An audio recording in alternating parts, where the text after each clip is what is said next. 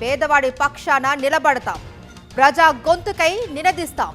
Voice of voiceless, తెలుగువారి మనస్సాక్షి సాక్షి TV. సాక్షి TV ప్రసారాల కోసం మీ స్థానిక కేబుల్ ఆపరేటర్ను వెంటనే సంప్రదించండి. భద్రాద్రి శ్రీ సీతారామచంద్ర స్వామి దేవస్థానం భూముల ఆక్రమణల వ్యవహారం మరోసారి తెరపైకి వచ్చింది. పురుషోత్తపట్నంలో ఆక్రమణలకు గురవుతున్న రాములోరి భూములను కాపాడే ప్రయత్నంలో వెళ్లిన ఆలయ ఈవో రమాదేవిపై దాడి జరిగింది. ఈ ఘటనను ప్రభుత్వం సీరియస్ గా తీసుకుంది. భూములు ఆక్రమించి దాడులు చేస్తే చూస్తూ ఊరుకోబోము అని హెచ్చరికలు చేస్తున్నారు మంత్రులు. ఇదిలా ఉంటే అసలు ఆలయ ఈవోపై ఎటువంటి దాడి జరగలేదనంటున్నారు గ్రామస్తులు. అసలు భద్రాద్రి రాములోరి భూముల ఆక్రమణల విషయంలో తెర వెనుక ఏం జరిగింది? సాక్షి స్పెషల్ స్టోరీలో చూద్దాం. భద్రాద్రి రాములోరి ఆలయంకు సంబంధించి భూములు ఏపీలోని అల్లూరి సీతారామరాజు జిల్లా ఎటపాక మండలం పురుషోత్తపట్నంలో 889.5 ఎకరాలు ఉంది. అయితే ఎక్కువ భాగం ఆక్రమణకు గురైంది. ఆక్రమణలకు గురైన వాటిలో శాశ్వత నిర్మాణాలు చేపడుతున్నారన్న సమాచారంతో వెళ్లిన ఆలయ ఈవో రమాదేవి సిబ్బందితో స్థానికులు వాగ్వివాదానికి దిగారు. ఇదే ఘర్షణలోనే ఈవో రమాదేవి సిబ్బందిపై దాడి జరిగింది. దాడిలో గాయపడ్డ ఈవో రమాదేవి సిబ్బంది భద్రాచలంలోని ఓ ప్రైవేటు ఆసుపత్రిలో చికిత్స పొందుతున్నారు. పురుషోత్తపట్నంలోని రాములోరి భూములను అక్కడి గ్రామస్తులు చాలా ఏళ్లుగా ఆక్రమిస్తూ భవనాలు నిర్మిస్తూ వస్తున్నారని భద్రాచలం ఆలయ అధికారులు, భద్రాచలం వాసులు చెప్పుకొస్తున్నారు.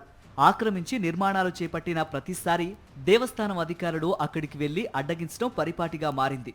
నిర్మాణాలు చేపట్టవద్దంటూ సముదాయిస్తూ వస్తూ ఉండడంతో ఈ వివాదంకు సంబంధించి తాత్కాలికంగా బ్రేకులు పడుతూ వస్తున్నాయి. కానీ తాజాగా జరిగిన ఘటన నేపథ్యంలోనే రాములోరి భూముల వివాదం మరింత ముదిరి అగ్గిరాజేసే పరిస్థితికి దారితీసింది. ఒక అడుగు మరో అడుగు ముందుకేసి ఆ దేవుల్ని, ఆ భూముల్ని కాపాడడానికి, కబ్జాదారులను రక్షించడానికి స్వయంగా వెళ్ళటం జరిగింది. ఇప్పుడు ఒకసారే కాదు, ఇంతకుముందు కూడా గతంలో కూడా 1-2 సార్లు వెళ్ళినప్పుడు కూడా కొన్ని సంఘటనలు జరిగాయి. నిన్నటి సంఘటన మాత్రం దురదృష్టకరం. జరిగినటువంటి ఒక మహిళ ఈవో గారు అక్కడ అన్యాక్రాంతమైన భూమిని స్వాధీనం చేసుకోవడానికి వెళ్లిన సందర్భంగా అక్కడ రైతులు తిరగబడి నెట్టడం, కొట్టడం కూడా జరిగింది. ఆ స్పృహదక్కి పడిపోయారు. ఇది భద్రాచల వాసులుగా మేము చాలా తీవ్రంగా ఈ ఘటనను ఖండిస్తా ఉన్నాం. మరోవైపు భద్రాచలం రామాలయం ఈవోపై దాడి వార్తలను ఖండించారు పురుషోత్తపట్నం గ్రామస్తులు. అసలు ఆలయ ఈవోపై ఎటువంటి దాడి జరగలేదంటున్నారు. తమ గ్రామంపైకి ప్రైవేటు సైన్యాన్ని తీసుకొచ్చి తమపై భౌతిక దాడికి ఉసిగొలిపి రైతులను, వృద్ధులను గాయపరచడమే గాక తమపైనే అబద్ధపు కేసులు పెట్టారని ఆరోపిస్తున్నారు.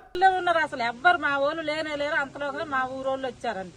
వచ్చి ఆపబోయారు. ఆపి మీరు ఏదన్నా ఉంటే మాట్లాడుకుందాం రాండి మేడం గారు, మీరు గొడవ చేయొద్దు ఇక్కడ అని అన్నారు. అదే వరకల్లా ఇక అసలు వాళ్ళందరూ గుళ్ళె పని చేసేవాళ్ళు, ఆడవాళ్ళు, మగవాళ్ళు, డైవర్ అది ఆ మధ్యలో ఆటోలో డ్రైవర్లు మొత్తమే ఒక 200 మంది లేకుంటారండి. ఎవరైనా దాడి అనేటువంటి అర్థానికి మేము మీ మీదకి వస్తే దాడా, మీరు మా మీదకి వస్తే దాడా, ఈ విషయాన్ని తేల్చవలసిందిగా మీ ద్వారా నేను ఈవో గారిని ప్రశ్నిస్తున్నా. భద్రాచలంలోని ఓ ప్రైవేటు ఆసుపత్రిలో చికిత్స పొందుతున్న ఈవో రమాదేవిని దేవాదాయ శాఖ మంత్రి కొండా సురేఖ ఫోన్లో పరామర్శించారు. ఈ సందర్భంగా దాడి ఘటనకు సంబంధించి పూర్తి వివరాలు మంత్రికి ఈవో సూచించారు.